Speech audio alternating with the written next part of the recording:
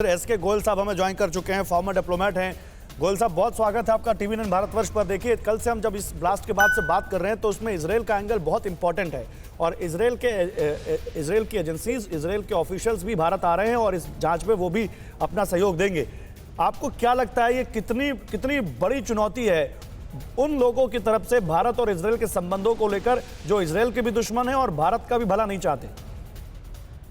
देखिए, पहली बात तो ये है कि अगर आप देखें, हमारे जो विदेश मंत्री हैं उनकी इजराइल के विदेश मंत्री से बातचीत हुई।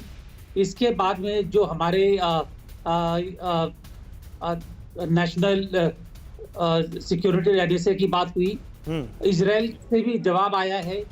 क्लियरली इजराइल और भारत के संबंधों में इस हादसे की वजह से कोई असर पड़ने वाला नहीं पड़ा, है। बिल्कुल नहीं पड़ा। इजराइल को पूरा भरोसा है कि भारत इस मामले में जो तफ्तीश कर रहा है वो उनके साथ में है। तो ये उनके तो संबंधों में तो कोई दरार नहीं आएगी, लेकिन इतना जरूर है कि जो भी हुआ है ये एक बड़ी गंभीर बात है और इसके बारे में बड़ी कोशिश करके जल्दी से जल्दी इसकी तफ्तीश करके ये पता लगाना जरूरी है कि इसके पीछे कौन था।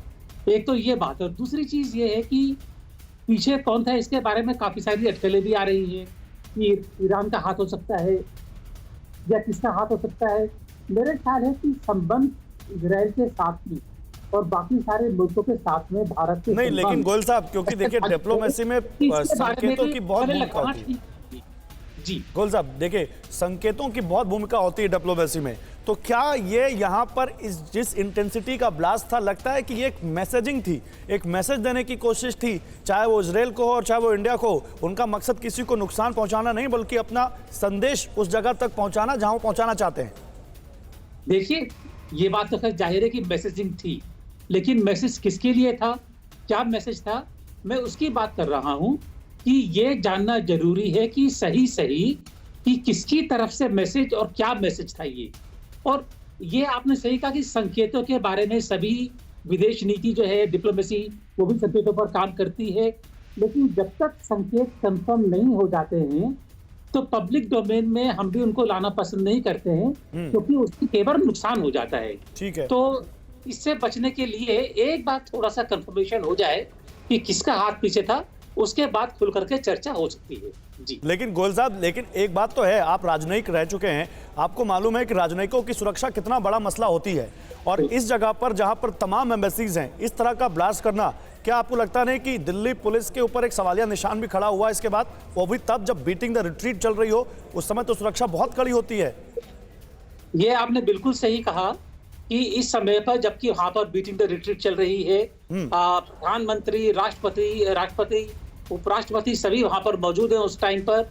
उससे 1-1.5 किलोमीटर के फासले पर ये वीवीआईपी इलाका है। मैं वहां पर रह चुका हूं, मुझे मालूम है कि वहां की सिक्योरिटी कितनी ज्यादा होती है, लेकिन इसके साथ साथ ये भी मालूम है कि वहां पर हर एक आदमी का आना जाना होता है और इसकी वजह से दिल्ली पुलिस को, सिक्योरिटी एजेंसीज को खासतौर पर निगाह रखनी होती है।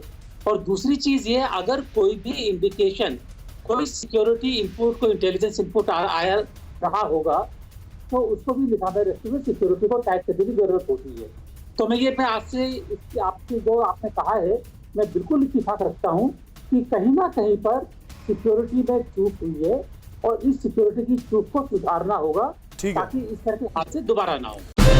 टीवी9 भारतवर्ष और टीवी9 बांग्ला प्रस्तुत करते हैं पश्चिम बंगाल चुनाव पर सबसे बड़ा conclave, what Bengal thinks today. देखिए 30 जनवरी दिन भर